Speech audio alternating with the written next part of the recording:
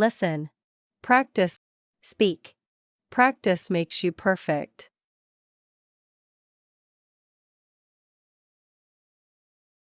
Today we are wrestling with a really high-value challenge. We've got this massive stack of key business English negotiation phrases. I think there are 100 of them, right? It's the list, 100 phrases. And we want to take that raw checklist, that vocabulary list, and really transform it, turn it into something organized, strategic, and frankly, a powerful framework you can actually use. That's absolutely right. Our mission here is, well, it's to move beyond just translation or simple definitions. We want to distill the most strategic phrases, the ones used in professional, often global negotiations. And it's not just telling you what to say, but really digging into the strategic, sometimes psychological intent behind those specific words. So for you, the listener, this is really about working towards negotiation mastery through, well, precise communication. Yeah, I often think of negotiation as like maybe the highest stakes conversation you can have in business. Doesn't matter if you're closing some huge multi-million-dollar deal or just, structuring terms with a long-term vendor. Yeah. The specific language you pick, it dictates the momentum, it manages risk, and ultimately it really influences the outcome. So yeah, we're deep diving into let's call it the architecture of deal making. Fundamentally, yeah. Successful negotiation is highly structured communication. Yeah. It's not just random chatting. The English phrases we've pulled together here, they're like precision tools. They're designed to maximize clarity, crucially, to minimize antagonism. Oh, it's a big one. Huge. And keep the discussion moving towards a viable, mutually acceptable result. Because if you use vague language or emotional stuff, or worse, adversarial language, you can just tank a promising conversation, turn it into an immediate, maybe irreversible deadlock. Right, so we've tried to break this down logically, following the natural sort of chronological flow of negotiation. We'll start where you have to start, setting that collaborative tone. Then move into the critical stage of inquiry, discovery. After that, analyze the tactical give and take, then address all those essential legal and risk mitigation details, and finally finish up with the language of, okay, how do we finalize this and figure out the next steps? Sounds like a plan. All right, let's jump in right at the beginning, where every great negotiation really has to begin. Okay, section 1. That first step, it feels like maybe the most critical. Anchoring the conversation in collaboration. You're trying to establish, right from the get-go, a non-adversarial win-win framework. Absolutely. Because if the other side, the counterparty, thinks you're coming at this with a zero-sum mentality, if I gain, you must lose, their defenses just shoot straight up, and transparency goes right out the window. Exactly right. That initial language, it really acts as an anchoring mechanism. It sets the psychological benchmark for everything that follows. If you frame the goal as joint value creation, as something you build together, you've established this hugely positive foundation. Take a declarative statement like, let's find a mutually beneficial agreement. Now, that sounds simple, but it's far more strategic than saying something like, let's compromise. Okay, interesting. Why is mutually beneficial more strategic than just saying compromise? Compromise sounds reasonable. It sounds reasonable, but compromise inherently implies sacrifice, doesn't it? It implies loss. It suggests we have a fixed pie, a fixed resource, and we're just going to argue about how to divide it up. Right. Someone has to give something up. Precisely. Whereas mutually beneficial, especially when you reinforce it with a phrase like, we're looking for a win-win situation for both of us, that shifts the cognitive focus completely. It signals, hey, we're here to grow the pie together, not just argue over the size of my slice versus your slice. It really minimizes the perceived sacrifice required by either party, even if concessions come later. Huh. That's fascinating. It really does transform it, doesn't it? From a potential conflict over resources into like a joint commercial opportunity. It's about the future. And that future orientation leads directly into the language of partnership. When you're discussing the potential outcome, you want to focus on shared long-term value, not just the short-term cost. So phrases like, we believe this partnership could be very valuable for both sides, they're essential. The deliberate use of words like partnership or collaboration implies things like longevity, shared risks, shared reward. It sounds like an investment. It is. It's an investment in the relationship, not just a one-off transaction. Okay, but saying it's mutually beneficial is one thing. How do you actually ensure it is? The best way, I guess, is to invite the other side to actively participate in designing the solution, right? Instead of just stating your desired structure, you need to ask something more open. Which brings us to a really powerful question, phrase 20 in the list, I think. How can we structure this deal to benefit both parties? This phrase is gold, pure gold. Why? What makes it so effective? Because it turns the negotiation from what could be an adversarial standoff, each side just defending their existing proposal, into a dynamic, shared problem-solving session. You're literally inviting their creative input on the structure. How can we build this? You might uncover solutions neither party had even considered when they were thinking in isolation. Right. Opens up possibilities. Exactly. So the overall takeaway here for this first section, by using this kind of collaborative language right up front, we're trying to establish an atmosphere of trust. Is that fair? That's absolutely fair. And if that opening tone is genuinely positive, genuinely partnership-focused, then the next crucial phase, which is information gathering, is much more likely to yield, well, transparent and accurate data. Precisely. You've laid the groundwork for a more open exchange. Okay, so once that collaborative tone is set, or at least attempted, the strategic negotiator moves straight into the inquiry stage. This is critical. This is absolutely not the time to start making major demands or giving away big concessions. Not yet. Right. Hold your horses. Exactly. This is the intelligence gathering phase. Pure and simple. You have to use focused, precise questions to uncover the counterparty's actual needs, their constraints, maybe their hidden assumptions, their red lines, before you start exposing your own bargaining chips. Yeah, this feels like where deals often go sideways, doesn't it? Because of missed assumptions. You waste hours arguing over the price when maybe the other party's real issue is they just need a faster turnaround time, or they need better warranty coverage, or something else entirely. Absolutely. Misdiagnosing the core need is a classic negotiation pitfall. So we need to start by identifying those potential friction points, but diplomatically, right? Can't just barge in. What's the go-to phrase for that? Well, a really effective one is direct, but it's non-accusatory. It's phrase 3. What are your main concerns with our proposal? Notice the specific phrasing. Concerns, not problems, not complaints, not issues. Subtle. It is subtle. Concerns invites them to share potential sticking points within a professional, less confrontational context. You're essentially diagnosing small issues early, which lets you address them before they blow up into deal breakers later on. That's a really important distinction.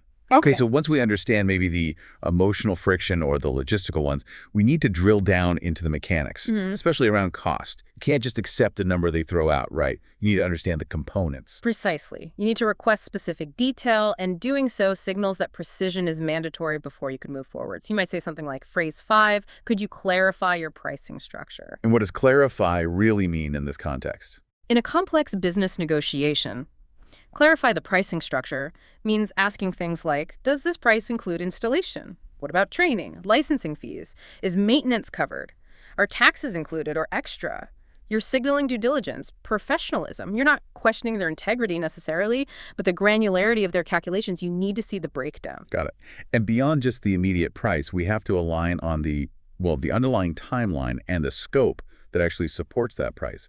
Especially if we're planning some multi-year project, we need alignment there. Absolutely critical. The infrastructure of the deal needs clear definition. So you need to ask directly, phrase 33. What are your expectations regarding the contract duration? Think about it. If your long-term business strategy absolutely demands, say, a 5-year locked-in relationship, and they're only thinking about maybe a 6-month trial period, well, you have a fundamental strategic misalignment. Big time. And that needs immediate resolution. Failure to ask this upfront just guarantees nasty surprises down the road. Okay, but what if their terms, maybe specifically their stated price, just seems way too high? Like unjustifiably high. You can't just, gasp or scoff. How do you professionally push back and ask them to substantiate it? Yeah, reacting emotionally is counterproductive. You use the language of due diligence, not hostility. The phrase for this is number 40. We need more information to assess the value proposition. See how objective that sounds? Yeah, it's not personal. Exactly. You are not saying your price is ridiculous. You are saying, essentially, the numbers and benefits you've provided so far do not yet demonstrate sufficient value to justify this cost structure. It very professionally shifts the burden of proof back to them. It demands justification for their terms. That's excellent. Okay, so we've used targeted questions to gather specific data, address concerns, but we also need that foundational language, right, to define the overall container for this agreement. We probably start broad with something like phrase 2. Can we discuss the terms of the deal? Yes, that's the high-level opener for the specifics. And immediately following that broad stroke, you need to define the boundaries. Why? To prevent the dreaded scope creep later on. Scope creep. The silent killer of projects. It really can be. It's vital during execution. Therefore, you need to insist politely but firmly using phrase 15. Let's discuss the scope of work in more detail. This means really agreeing on precisely what is included, what is excluded, and establishing crystal clear parameters. Anecdotally, I'd say more time and money is lost during contract execution because of undefined or poorly defined scope than almost any other single issue. Okay, so nail down the scope early and often. Got it. All right, so we've set a good collaborative tone, hopefully. We've done our homework, gathered data about their needs, their constraints. Now we enter the real core of the negotiation, right? The back and forth, the give and take. This is where we need to signal some movement, show we're willing to work with them, but obviously while protecting our own core interests. Exactly. This stage demands really careful phrasing. Your objective is tricky. Signal flexibility to build goodwill, but without giving away the store prematurely. A strong opening statement that signals potential movement is phrase 4. We're open to negotiating on that point. That single sentence can be quite powerful. It tells the counterparty, okay, I'm listening, I value your position, and I'm not completely rigid. Okay, that signals openness from our side. But what if we need them to move? We can't just demand a discount, right?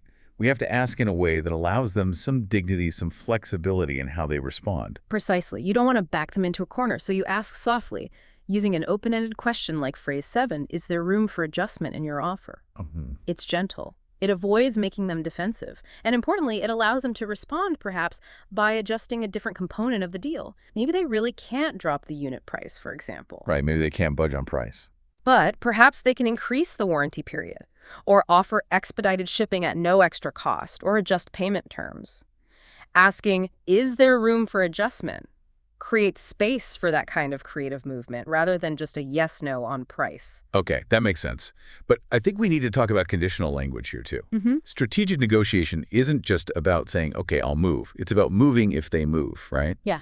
Linking concessions. Oh, absolutely critical. The most advanced negotiators almost always use if-then statements, or at least think in those terms, to link concessions. So, for example, instead of just blurting out, okay, fine, we can offer a 10% discount, you'd frame it conditionally.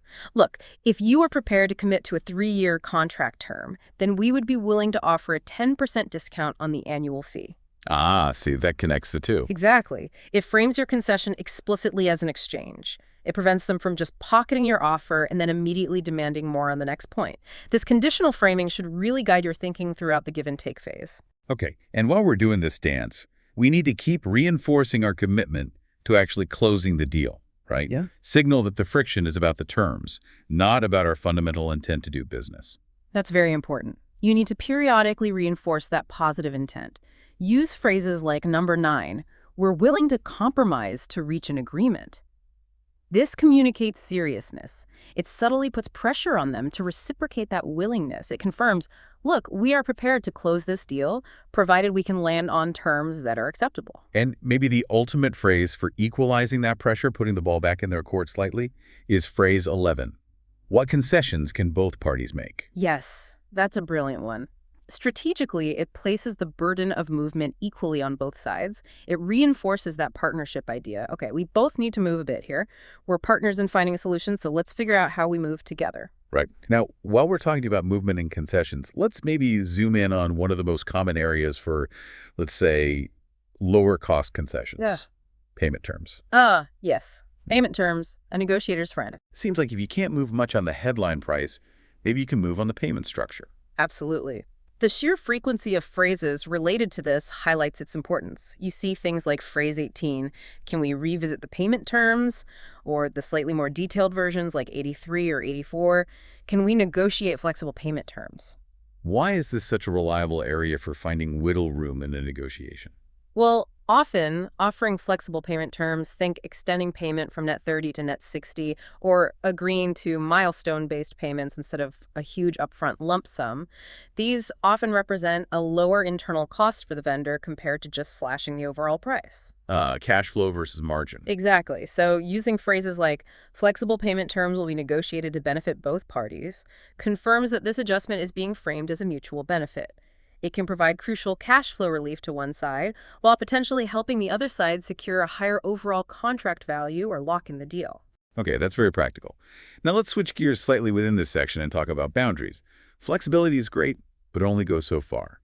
If we want to save time and energy, surely we need to identify their absolute red lines, their non-negotiables, fairly early on. But here's the question. Does asking about non-negotiables signal weakness? Does it imply we're ready to concede on everything else?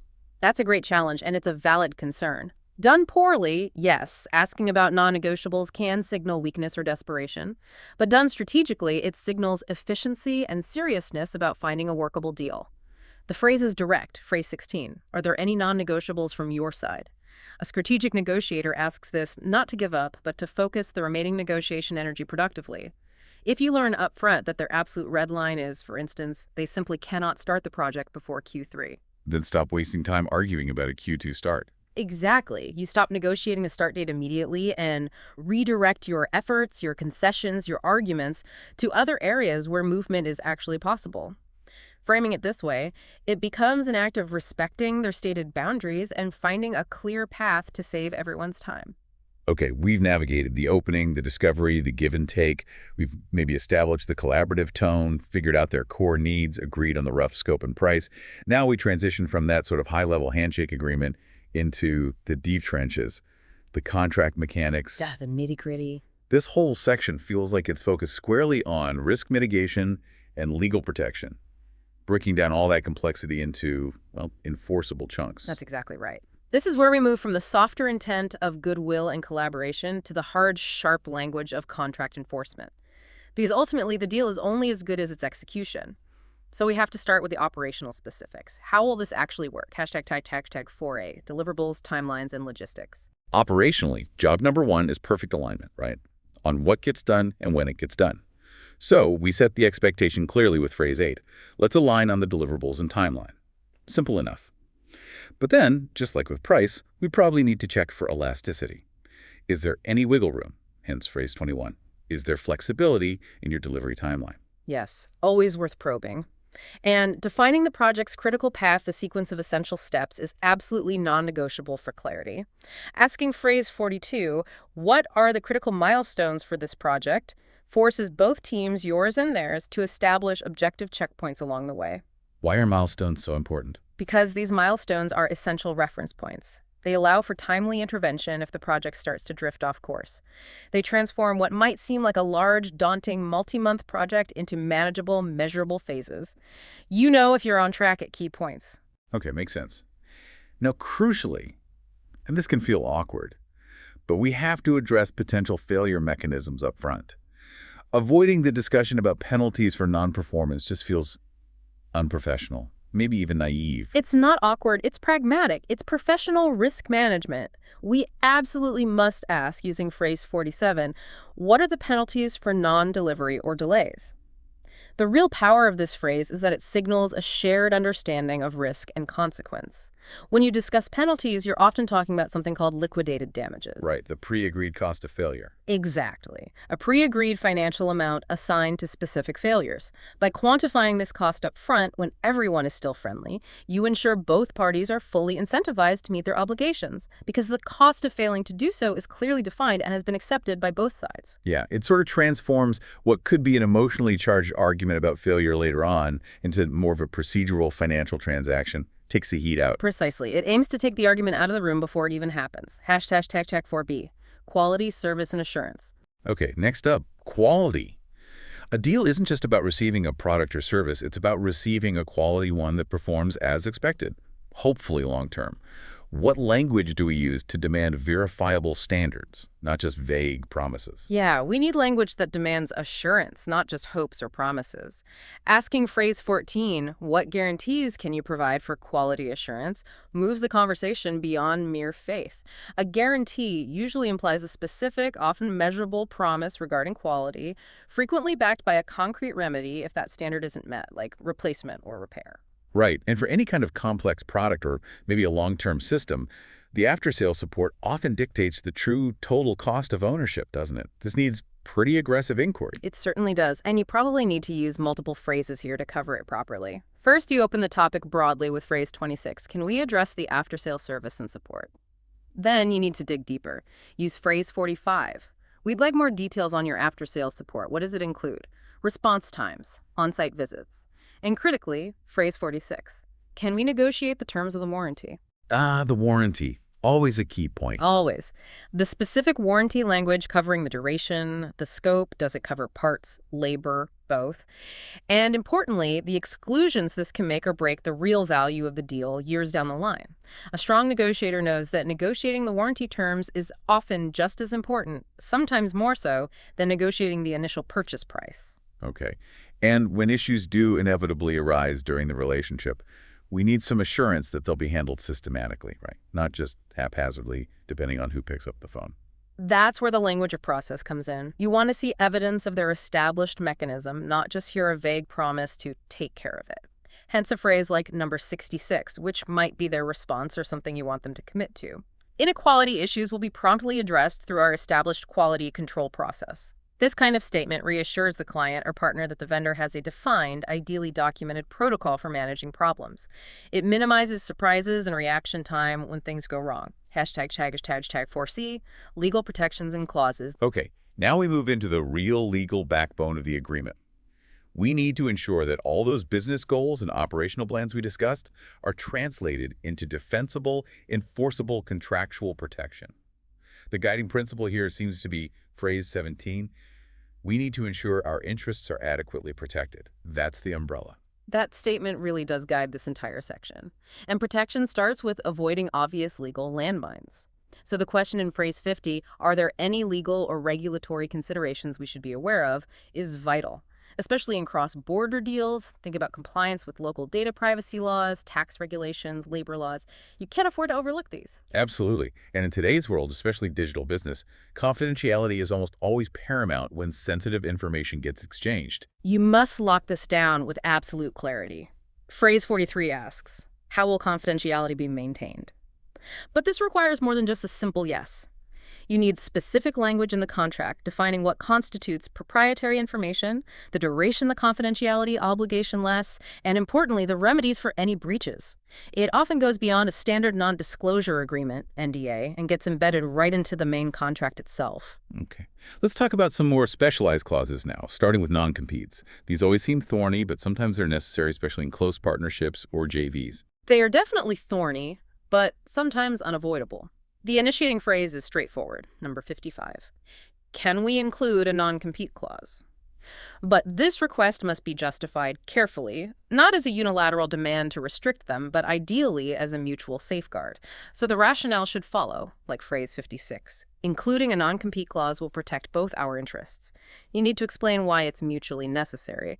And critically, when you're negotiating the specifics of a non-compete, the language must be incredibly precise regarding things like geographical scope, the time limit, how long it lasts, and the specific field of business it covers, otherwise. Otherwise, a court might just throw it out as being too broad or unreasonable. Exactly. Unenforceable, needs careful drafting. Okay. And the lifeblood of the knowledge economy.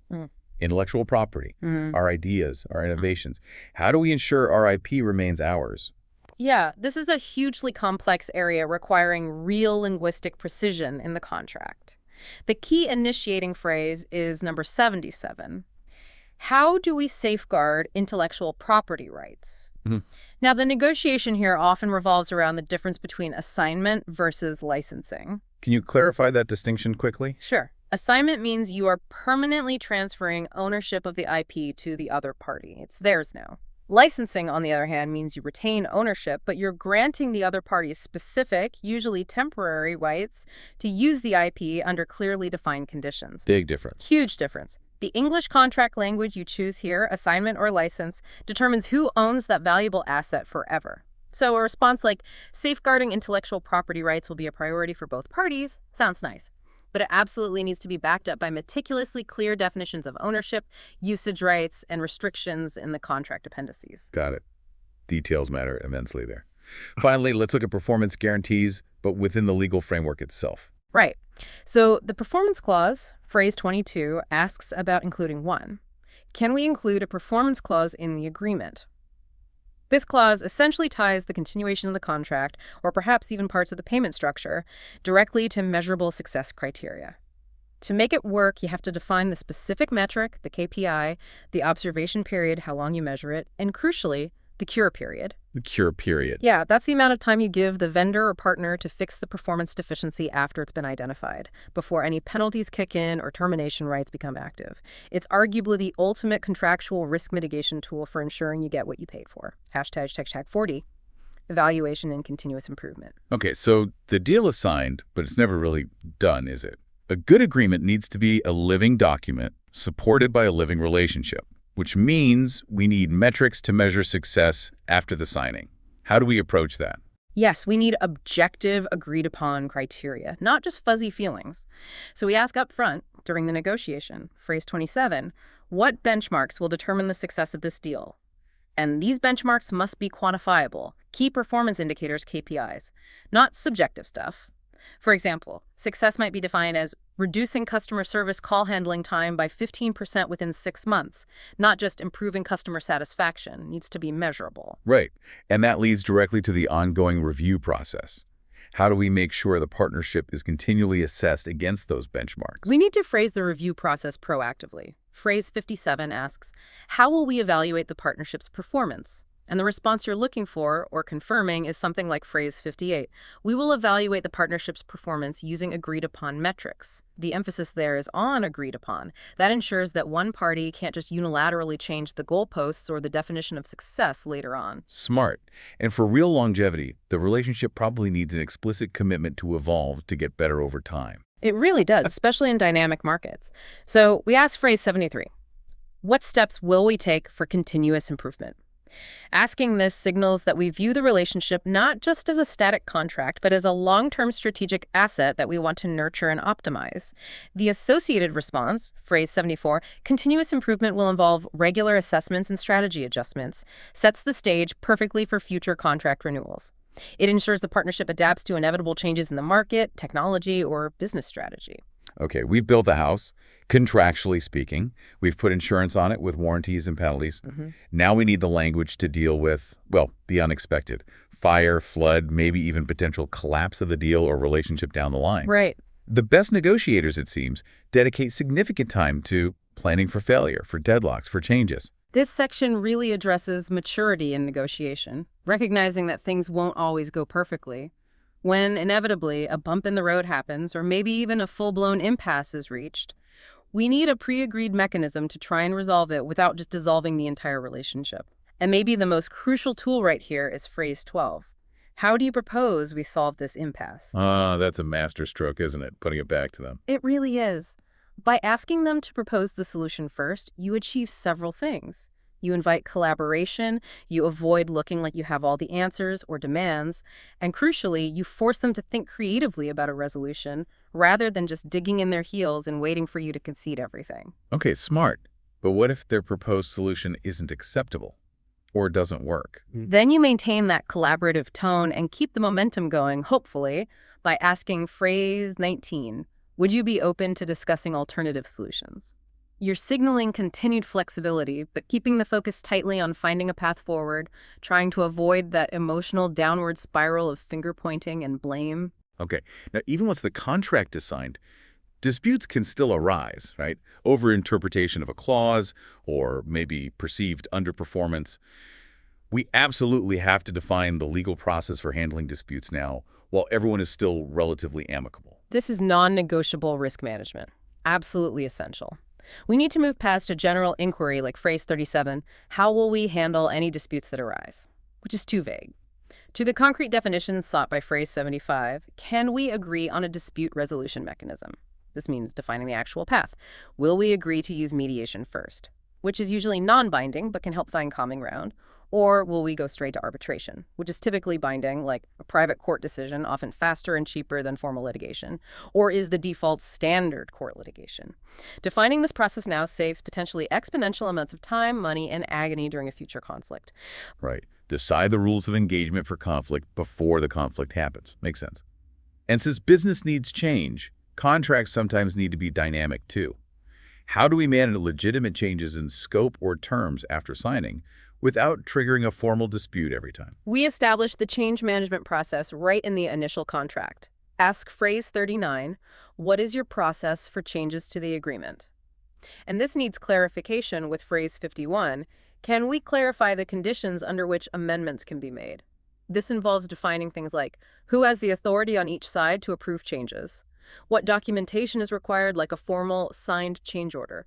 This avoids misunderstandings or unilateral modifications down the line. Okay, now let's think about the long view again. Let's assume the partnership is successful. We must plan for growth, for scaling up. Yes, foresight is key. And signaling that you're thinking long-term builds confidence. We can signal this by asking phrase 91, can we plan for scalability from the outset? What does that mean practically? It means structuring the agreement, maybe the pricing tiers or service levels, so that it can handle increased volume, perhaps greater geographical reach, or expanded service requirements in the future without needing to renegotiate the entire contract from scratch every year. Builds in future flexibility. Exactly. And getting a positive response, like phrase 92, planning for scalability from the outset will allow for future growth, shows that they are also thinking strategically about the long-term potential. Okay, and finally, maybe the ultimate act of professional foresight, defining the end. Even successful partnerships eventually conclude. How do we ensure a smooth parting of ways? You tackle the exit head-on during the initial negotiation. Use phrase 79. Can we define a clear exit strategy? That might seem a bit morbid, planning the breakup before you've even started properly. It might feel that way, but it's actually the opposite. Defining the smooth parting mechanism covering critical things like data migration, return or destruction of intellectual property, potential transition services to a new vendor, and settling all outstanding financial obligations shows ultimate professionalism.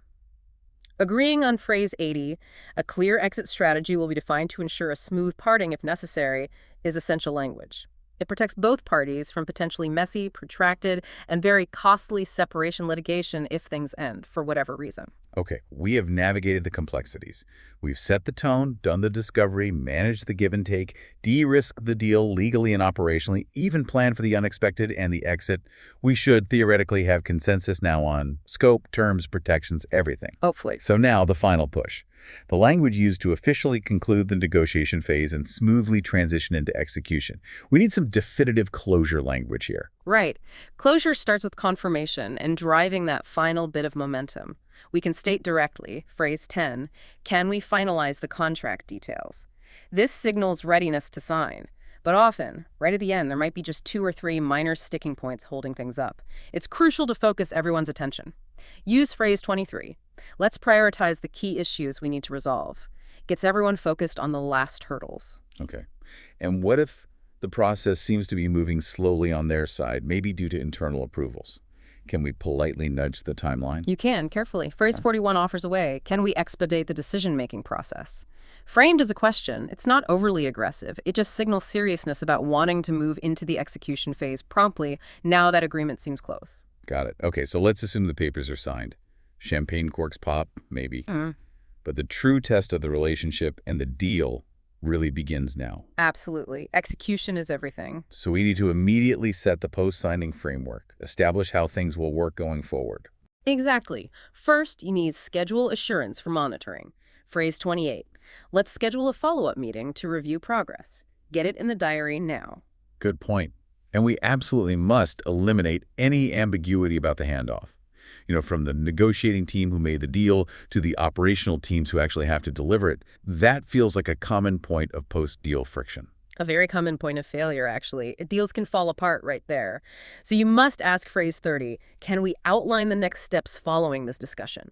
This forces clarity on questions like, who owns the final execution document? Who is responsible for the initial implementation steps? When will the first operational kickoff meeting occur? It prevents the deal from just sitting stagnant on someone's desk after signing. Right, keeps the momentum going into action. And effective execution relies almost entirely on clear, ongoing communication channels. How do we ensure that gets established? We establish the cadence and expectation upfront. Use phrase 48. How will we ensure timely and effective communication? And the commitment you want to hear or embed is phrase 72. Timely updates and feedback will be ensured for effective communication. This sets a standard of professionalism and responsiveness that's absolutely necessary for effective project management and relationship health. Okay, and finally, one last crucial management tool. The escalation path. What happens if an unforeseen crisis arises, something the day-to-day working teams just cannot solve themselves? Where does it go? This demonstrates seriousness about problem solving right up to the highest levels. It builds confidence. You must ask phrase 97. What is the procedure for escalating issues to senior management? Getting a clear response, like phrase 98, the procedure for escalating issues will ensure timely resolution by senior management, assures your counterparty that your organization's leadership is genuinely committed to the success of this agreement. It shows they're ready and available to intervene decisively when necessary. It's actually a very high-level confidence builder right at the end. #outro. Wow. Okay, that was an exhaustive, but I hope, an incredibly structured journey through the language of negotiation. We took that list of 100 phrases and didn't just define them, but really map them onto every critical stage. From, creating that collaborative environment and gathering intelligence, all the way through de-risking the legal structure and even planning for growth and exit. Yeah, we covered a lot of ground. And the point is, these phrases aren't just vocabulary lists for you to memorize, they're tactical tools. Using them helps ensure you sound professional, yes, but also organized, strategically prepared, and frankly, strategically superior in your negotiations. I think the overarching insight really for you, the listener, is that mastering negotiation English isn't primarily about fancy rhetoric or trying to trick someone. It's fundamentally about achieving structural clarity. The most powerful language clarifies intent, it structures the process logically, and it protects both parties' legitimate interests. By using specific, precise language around things like responsibilities, metrics, guarantees, penalties, you ensure that the operational path forward is clearly defined, measurable, and ultimately enforceable. And we even touched on some very specific modern topics embedded in those phrases, like how to handle technology integration or the criteria needed for performance bonuses. It covers a lot. Absolutely. So now that you have this framework, this vocabulary for strategic negotiation, consider this final provocative thought for yourself. We broke the process down into several key phases: the opening moves, the inquiry, the compromise and give and take, the detailed contractual de-risking, handling problems, finalizing. Which of those phases of negotiation, maybe think about the psychological setup at the start, the conditional exchange in the middle, or perhaps the meticulous legal and operational details towards the end, which one is your personal, non-negotiable area for growth right now? That's a great question to reflect on. Where do you feel least confident, or where do you think improving your language skills would have the biggest impact on your negotiation outcomes? Focusing your practice on the language specific to that phase might be the quickest path to boosting your overall negotiation mastery. Spend some time maybe reviewing the phrases and strategies we discussed just for that particular stage. Until next time, keep deep diving into the strategy behind the words. And look, understanding the vocabulary, it's not about just, throwing buzzwords around to sound smart. It's really about efficiency. These phrases are a kind of corporate shorthand. Okay. When you use them correctly, you immediately signal, hey, we understand each other. And you show respect for efficiency. That really speeds up decision-making and, crucially, respects everyone's most valuable resource, their bandwidth. Bandwidth. Yeah, we'll definitely get to that one. Exactly. And to help you kind of absorb all these 30 concepts efficiently, we've organized this deep dive into 5 logical groups. Makes sense. We'll kick off with the terms around daily communication, team alignment, that sort of thing. Then we'll build into the language of efficiency and process. Okay. After that, we'll take a good look at analysis and insight, then move into innovation and disruption, and finally wrap up with the really critical language of value and outcomes. Sound good? Sounds like a solid plan. Let's do it. Right, let's start right where every project really begins. Making sure everyone knows what's happening, when it's happening, and that they actually feel heard. This is all about the language of quick logistics and, getting everyone aligned. #tag A, quick connect and follow up. Okay, so the first one is, it's everywhere, isn't it? And often misused, I think. Touch base. Touch base, yeah, hear that one a lot. It just means making brief contact with someone, usually for a quick update, often used proactively, just checking in. The key word there, I think, is brief, right? Exactly. Like when you say, let's touch base next week about the project progress, you're specifically signaling this isn't going to be a 45-minute deep strategy session. No way. It's informal, low commitment, just a status check, maybe a quick info exchange. And I think that efficiency is why the term caught on. People don't want to sound overly formal for something that's meant to be quick. Precisely. Now, contrast that with a slightly more committed phrase, circle back. Circle back, okay. Now, both involve future contact, obviously, Sure. But circle back specifically means revisiting a particular topic or discussion later, usually because maybe you got interrupted, or, much more commonly, because some crucial piece of information is missing right now. Okay, so let me see if I get this. Give me a scenario. If I'm talking about, say, a client pitch, and I say, I need to touch base with the design team before I send this, I'm basically just asking for like a 5-minute update, right? Is it ready? That kind of thing. Yep, that's it. But if we're in a meeting talking about pricing and we suddenly realize, hang on, we don't actually know the vendor costs yet. Right. The missing piece. Then we'd say, okay, let's circle back to the pricing discussion once finance gives us those vendor figures. Is that the difference? That's exactly the distinction. Spot on.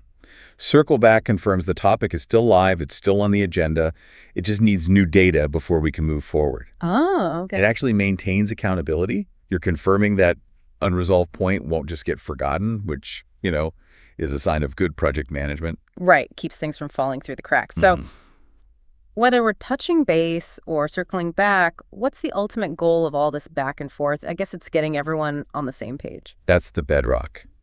The strategic foundation, really. On the same page just means having that mutual understanding, that agreement. Right. You simply cannot move forward successfully as a team or on a project unless that alignment exists. If you try to push ahead when people aren't actually on the same page, well, you're just inviting risk, scope creep, wasted resources down the line. Yeah. It always causes problems later. So it becomes this kind of mandatory checkpoint almost. Exactly. The source material puts it perfectly, I thought. Before we proceed with the overhaul, let's make absolutely sure we're all on the same page regarding the deadlines and the budget. Crucial check. If you skip that step, you just don't have a common framework for what success even looks like. It's not just about being polite or nodding along. It's actually confirming you share the same reality about the project. #B meeting outcomes and structure. Okay, so you've had the conversation, you've achieved that alignment, everyone's nodding. Now, the meeting has to translate all that talk into actual movement. Right. Talk into action. And that leads us straight to action items. Action items, the tangible stuff. Exactly. These are the specific, concrete tasks that need to be completed, usually following a meeting. And critically, they have clear owners and deadlines attached. They're literally the transformation of dialogue into duty. Duty, I like that. Yeah, the emphasis here is really on accountability and specificity. If you've just reviewed a new marketing campaign, the output shouldn't just be good discussion. It should be something like, okay, Sarah has the action item to update the landing page copy by Tuesday at 5 p.m., and Mike has the action item to finalize the ad spend by Wednesday noon. Very specific. They have to be measurable tasks.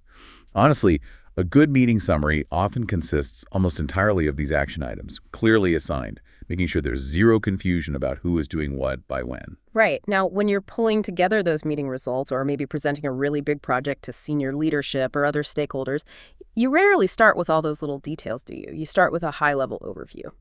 Yes.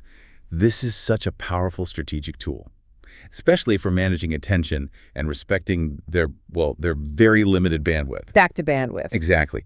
A high-level overview is basically a summary.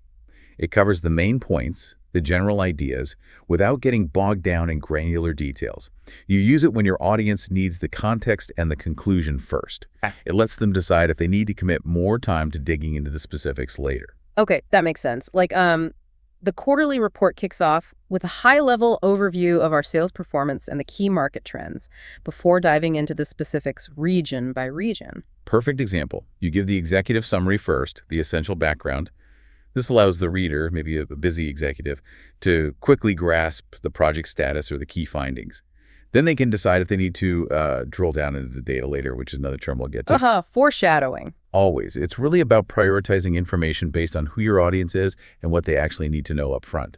Okay, so we've got the team aligned, tasks are assigned. The next big focus, especially these days it seems, is just relentless efficiency. How do we do things better, faster, smarter? This section is about the language around that. #A. Optimizing operations. Right. And the first verb you'll probably hear in almost any efficiency drive is streamline. Streamline. Okay. This means to simplify a process or maybe eliminate unnecessary steps, all with the goal of increasing efficiency. It often targets, administrative friction, bureaucracy, that kind of stuff. Streamlining feels like it's directly linked to cutting waste. Right. And maybe even improving morale if you remove frustrating steps. Definitely. Like imagine a sales process that needs, 8 different signatures across 3 departments just for a minor purchase order. Oh, I've seen those. Management might finally say, look, we absolutely need to streamline our operations here to cut these admin costs and seriously improve our turnaround time. A really common, great example is just streamlining the approval process. That alone can save hundreds, maybe thousands of hours a year across a big company. It's about cutting the fat, not the muscle, right? Exactly. Removing the unnecessary hurdles. Yeah. And when you are redesigning a process to streamline it, you generally shouldn't be just inventing totally new methods out of thin air. Yeah. Right? You should be looking to implement best practices. Best practices. Okay, so established ways of doing things. Pretty much. These are methods or techniques that have become generally accepted as superior to others, usually based on research, proven success stories, industry consensus. They're the validated approaches. So it's like a strategic safety net. In a way, yes. Yeah. You follow industry best practices in data security, for example, because it demonstrably mitigates risk. You use best practices in customer relationship management because they've been shown to minimize errors and maximize profitability. Right. Failing to adopt proven best practices, well, it often signals either a lack of strategic maturity or maybe just an unnecessary dedication to inefficient, homegrown, this is how we've always done it methods. Yeah, the not invented here syndrome. Exactly. It's the difference between doing something your way versus doing it the proven best way. Okay.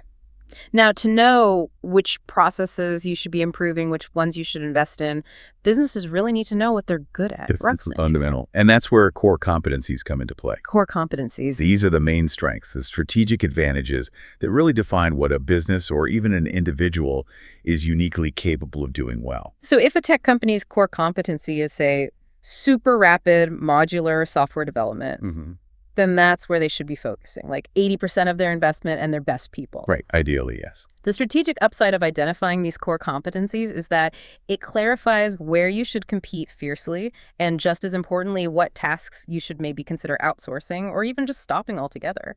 Good point. Focusing on your core competencies is what helps you stay ahead of competitors who might be spreading themselves too thin, trying to do too many things, just okay-ish. And maintaining that strategic focus, knowing what you are good at, is precisely what helps prevent you from falling into the next very common trap. Tag B, resource management and warnings. Okay, let's talk about the language of capacity, starting with a term that feels crucial for setting professional boundaries these days: bandwidth. Bandwidth, yes. It basically refers to your capacity or maybe your energy to deal with a situation. Almost always in a business context, it refers to time or maybe intellectual availability. Right. In our sort of always-on digital age, it's really become this standard, pretty professional, and crucially, a non-emotional way to talk about workload constraints. It feels like the ultimate polite way to say no, doesn't it? It really does. If a manager asks you to take on some complex, maybe week-long analysis task, you can reply totally reasonably, I genuinely appreciate the opportunity, but I just don't have the bandwidth to take on a new project of that complexity right now, given my current deadlines for the X project. And everyone understands that implies your current capacity is just maxed out. Exactly. And it forces a managerial assessment. Good managers need to constantly check their team's bandwidth before committing them to additional work. It ensures expectations stay realistic and the team doesn't get completely burned out. Okay. So what happens if leadership fails to assess that bandwidth properly? Or maybe their goals are just way too big, too unfocused. Well, that's when they might find themselves accidentally trying to boil the ocean. Boil the ocean. I mean, that phrase is wonderfully dramatic, isn't it? Yeah. So powerful. It immediately signals a huge, huge problem. It does. To boil the ocean means undertaking a task or project that is practically impossible, or maybe making a task so unnecessarily difficult and complex that it just becomes unattainable. It's like the business equivalent of tilting at windmills, fighting an unwinnable battle. Yeah. Honestly, I think it's maybe the single most essential managerial check against really severe scope creep. Can you give an example? Sure. Imagine a company decides it's going to simultaneously relaunch its entire global website, migrate its entire CRM system to a new platform, and launch 3 major new product lines, all within the next 6 months. Right. And they plan to do it with the same small internal team. Wow. Yeah, okay. That sounds impossible. That is trying to boil the ocean. The wisdom is in the immediate pushback you should hear, hopefully from someone senior. Hang on, we're not trying to boil the ocean here, folks. Let's focus. What are the 2, maybe 3 achievable goals that will actually move the needle the most? Move the needle, another one for later. They link together. It's fundamentally a call for achievable, measurable, realistic goals over just boundless, unfocused ambition. All right, so we've hopefully ensured we aren't boiling the ocean, our processes are getting streamlined. But how do we actually measure if what we're doing is working? Is it successful? This next section is all about the language of investigation, measurement, and making sure success is, repeatable, #, installation, investigative depth. And we absolutely have to start the section with the phrase that, gives our show its name.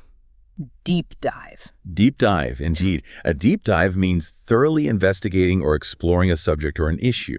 It signals a major shift away from that high-level overview we talked about earlier. Right. This is serious, comprehensive analysis. You're going deep. It's practically a research project in itself. So if the quarterly meeting wraps up and the decision is made to take a deep dive into why the newest product line is underperforming, the next week or two is going to be dedicated to some serious comprehensive investigation. You're looking for the underlying strategic factors, the root causes, not just glancing at the surface numbers. It's intensive, it's holistic exploration. Exactly. Now, while a deep dive tends to be a fairly comprehensive project, drill down is often a specific action you take within that project, or maybe even just during a regular analysis. Drill down. Okay, how's that different? Drill down means investigating in detail, looking into the specifics. But critically, it usually implies starting from some kind of aggregated, high-level data and then moving progressively into more granular, specific data points. Okay, I see. So let's use that earlier example. The quarterly report shows a sudden dip in sales in the Southeast region. That's the high-level overview. Right. The manager probably doesn't ask for a full deep dive into all sales strategies worldwide immediately. Probably not the first step. Instead, the manager might ask you to drill down on those numbers specifically in the Southeast region and see what specific products or maybe which sales reps are driving those changes. Precisely. Drill down almost implies clicking on a specific bar in a chart or a segment in a dashboard to examine the raw underlying transactional data for that specific piece. It's going from the summary to the detail. #B, measuring and mitigating. Okay, so moving from that general investigation towards more specific measurement, we often look at a strategic process called gap analysis. Gap analysis. This sounds important. Strategy meets reality. That's a great way to put it. Gap analysis is simply the process of comparing your actual performance against your potential or desired performance. Okay. It's about assessing where are we right now versus where do we know we should be, or maybe where does the business plan say we need to be by this point. So the outcome is basically a map of where you're falling short. Essentially, yes. But framed constructively, it's the blueprint for your future strategy and where you need to allocate resources. If your gap analysis reveals, say, a 20% gap between your current manufacturing output and your target output, well, closing that gap becomes your clear operational priority. Announcing something like, our recent gap analysis identified significant areas for improvement in customer retention rates, clearly sets the stage for maybe a new customer service initiative or loyalty program. Okay, but how do we figure out that potential performance? Where does that ideal standard actually come from? Is it just guesswork? Often, no. You determine it through benchmarking. Benchmarking. Okay, so comparing yourself to others. Exactly. Benchmarking means systematically comparing your own business processes and your performance metrics. Could be sales figures, website load times, customer service response rates, anything measurable against industry leaders, your direct competitors, and also those established best practices we talked about earlier. Right, tying it back. It's really how you maintain a competitive edge and avoid complacency. If you benchmark your supply chain efficiency against, say, the 25 companies in your sector, and you discover they consistently deliver 15% faster than you do. Okay, that's a clear target. That specific, quantifiable metric becomes your new internal target. It provides real-world, achievable goals that prevent that dangerous organizational drift where everyone just assumes we're doing fine. Got it. So once you've analyzed where you are, identified the gaps through gap analysis, maybe set some targets through benchmarking, you inevitably run into obstacles, right? Yep. Both real ones and potential future ones. Always. Change is never smooth. And that's where this proactive management process of risk mitigation becomes so crucial. Absolutely. Risk mitigation is the whole process of developing and then implementing strategies specifically designed to reduce the potential negative impact of risks to a project or the business overall. So it's not just spotting a risk like, oh, that vendor might go bankrupt. No, that's just risk identification. Mitigation is the next step. Developing the countermeasure. For instance, if your project relies entirely on a single critical vendor, the risk mitigation strategy might be to immediately secure a second backup vendor, even if it costs a bit more upfront. It's like insurance. In a way, yes, it's about building resilience. And this proactive stance is really essential for securing and maintaining stakeholder confidence. Stakeholders again? Identifying possible risks, early things like potential regulatory changes, key staff turnover, supply chain disruptions, and then developing a detailed plan for how you'll mitigate them. That ensures project stability. It keeps those action items moving forward, even when unexpected challenges inevitably pop up. Makes sense. And finally, in this analysis section, once you've implemented solutions, managed the risks, how do you make sure the improvements actually stick? And maybe even continue to evolve? You need a system for learning. You establish a feedback loop. A feedback loop. Sounds technical, but maybe it's simple. The concept is simple, but implementing it effectively takes discipline. A feedback loop is basically a system for both giving and receiving feedback, specifically to improve performance or products or processes. Critically, it's a systemic design choice, not just like a one-off survey you send out. Okay, so it's built into the process. Ideally, yes. It's about creating permanent channels where information flows freely and, importantly, rapidly back to the source, back to the people who can actually use that feedback to make changes. Can you give an example? Sure. The source material mentioned the vital role of a strong feedback loop between, say, frontline sales teams who hear customer complaints and suggestions every day and the product development engineers who are designing the next version. Connecting the front line to the back room. Exactly. Implementing a strong, responsive feedback loop there has been shown to significantly enhance product outcomes. Why? Because it ensures improvements are based on actual real-world usage and real customer pain points, which we'll get to later, not just based on internal assumptions made in a silo. Okay, analysis is critical, we get that. But just analyzing the past or even the present only gets you so far, right? To really survive and lead, businesses have to constantly innovate. So this section deals with the language we use when we talk about new ideas, pushing technological boundaries, and sometimes those really monumental shifts. #A. Creativity and boundaries. Right. And we probably have to start with a classic, maybe slightly overused, but still necessary rallying cry for creativity. Think outside the box. Think outside the box. The old favorite. It still has meaning. It just means thinking creatively, unconventionally. Yeah. Really pushing beyond the established boundaries of what's considered standard practice or how things are done here. So if a team is kind of stuck trying to solve a tricky logistical challenge using all the old familiar methods, a good manager might genuinely encourage them, say, look, for the next brainstorming session, I really want you to think outside the box. No idea's too crazy right now. Yeah. Give permission to be unconventional. The whole idea is to challenge those deeply held assumptions. Why must the product be delivered physically? Why must we only sell through these channels? That kind of fundamental questioning is really the prerequisite for genuine disruption. Absolutely. Now, once you've hopefully generated some of those creative, unconventional, outside-the-box ideas, the next step in actually making them happen often involves needing to push the envelope. Push the envelope. Okay, so this is more about action. Yeah, I say so. It means actively going beyond the usual limits by innovating, by experimenting, maybe by deliberately exceeding accepted standards or performance metrics.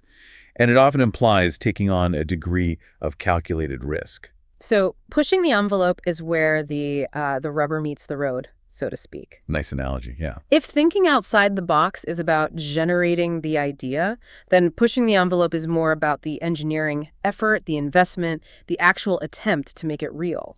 That's a good way to frame it. You might hear companies say, we're really pushing the envelope with our new battery technology. We're aiming for twice the standard operating time. Right. That signals ambition. It signals ambition, yes, Yeah. and also a willingness to challenge the established limits, maybe risk failure, in the pursuit of breakthrough results. Okay. And for those companies that are really heavily focused on technology, maybe R&D, their ambition doesn't just stop at the current cutting edge, does it? They often aim for the bleeding edge. The bleeding edge. Yes. Yes.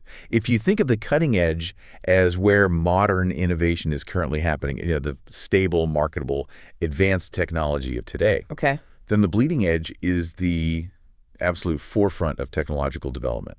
It's just beyond the proven, often involving significant research, experimentation, and, well, things that might not work out. Hence the bleeding, because it can be painful and costly. Exactly.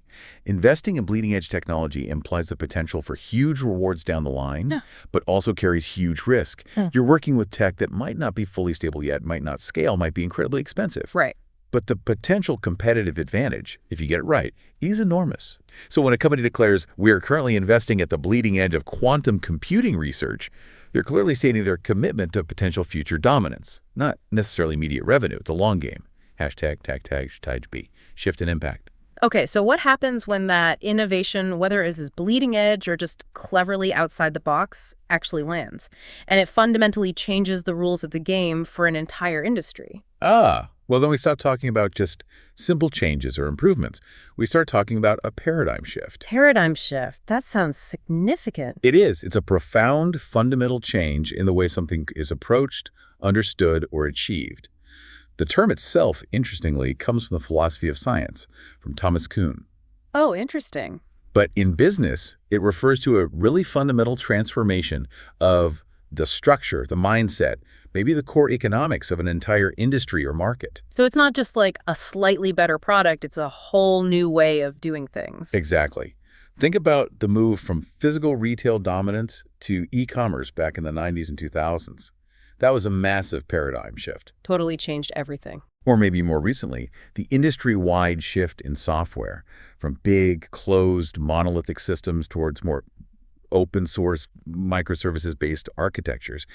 These are huge, overarching changes that affect how basically every business in that space operates and even what core competencies they need to survive. Right. Demanding new skills, new business models. And when a single product or maybe a new technology or even just a really clever strategy is the catalyst for that kind of monumental change. What do we call that? That's often labeled a game changer. Game changer. I like that one too. Yeah, it's pretty descriptive. A game changer is something, could be a product, an idea, a process that significantly alters the current way of doing or thinking about something. Yeah. It often creates an immediate, massive competitive advantage for the innovator. So the launch of the first iPhone, perhaps? That feels like a game changer for mobile communication and computing. Absolutely classic example. But it can be smaller scale too, more tactical. Maybe a brilliant new recruitment strategy that cuts your onboarding time in half. For the HR department, that's a game changer for their efficiency and cost. Right. It implies the old way is now effectively obsolete, or at least significantly less competitive. Precisely.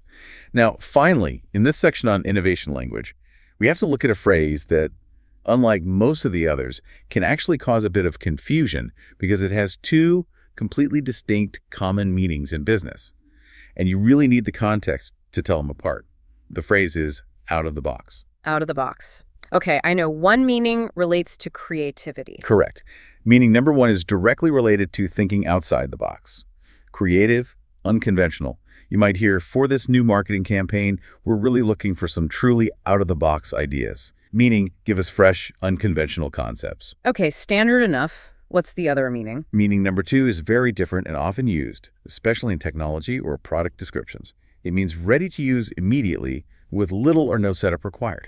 Like straight out of the actual packaging box. Exactly. So you might hear a software vendor say, our new analytics tool integrates out of the box with all major cloud storage platforms. There's no complicated setup needed. It means immediate functionality. Right. So you really have to listen carefully to the context. Are they talking about the novelty of an idea or the immediate usability of a product? You absolutely do. Context is everything with that one. Okay. All right, our final section now. This really drives to the core purpose of all this business activity.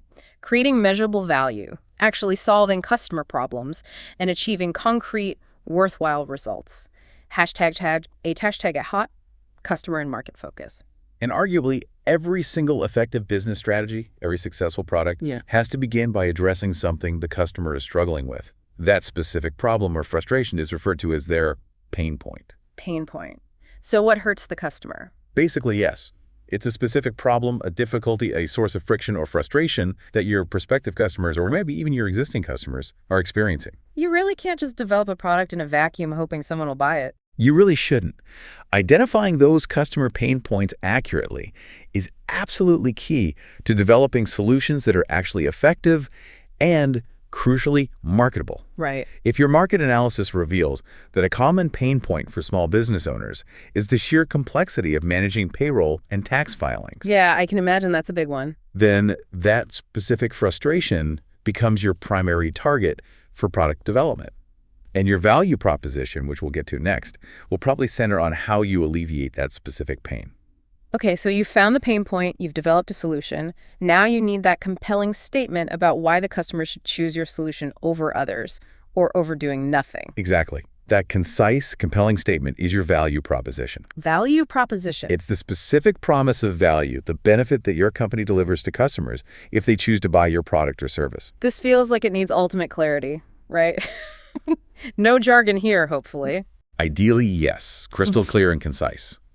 Your value proposition has to communicate the unique benefits you offer that competitors don't or can't. Okay. If your value proposition is centered on, say, providing genuinely high quality, super reliable service, but at a surprisingly low price point, which is a rare combination, Yeah, usually you get one or the other. then you need to articulate that specific combination very clearly to attract the right customers and really differentiate yourself in a crowded market. Okay. And that value proposition, that clear statement of benefit, presumably that forms the basis of your strategy for actually getting into the market or growing within it. It absolutely should. It directly informs your strategy for market penetration. Market penetration. Sounds aggressive. It can be. It's the strategy of either entering a particular market for the first time or significantly increasing your presence and market share within a market where you already operate. So if the company's big goal for this quarter is to achieve significant market penetration in, say, the crowded European tech market, that plan needs to include not just competitive pricing, but probably also really aggressive marketing campaigns, maybe some strategic partnerships, whatever it takes to overcome the existing barriers and steal share. That's right. It's a strategy fundamentally focused on increasing your slice of the pie, often by directly targeting competitors' weaknesses or perhaps finding and serving previously underserved customer pain points. Right. Now, crucially, you mentioned partnerships. No major initiative like that, especially entering a new market or launching a big new product, ever really happens successfully in isolation, does it? You need buy-in. Absolutely not. You need careful stakeholder engagement. Stakeholder engagement. Who are stakeholders? Exactly. Stakeholders are basically any individuals, groups, or even organizations who might be affected by your project or who have some kind of vested interest in its outcome. This could be customers, employees, investors, suppliers, regulators, the local community. It's often a broad group. And stakeholder engagement is the whole process of actively involving these groups, communicating with them, understanding their concerns, and incorporating their feedback where appropriate. This feels like one of those elements that's maybe easily overlooked when people are focused on just the product or the deadline. It often is, unfortunately, but it's absolutely crucial for long-term success and sustainability. Effective stakeholder engagement ensures your project goals are aligned not just internally, but also with the needs and expectations of the community or your key clients or regulators.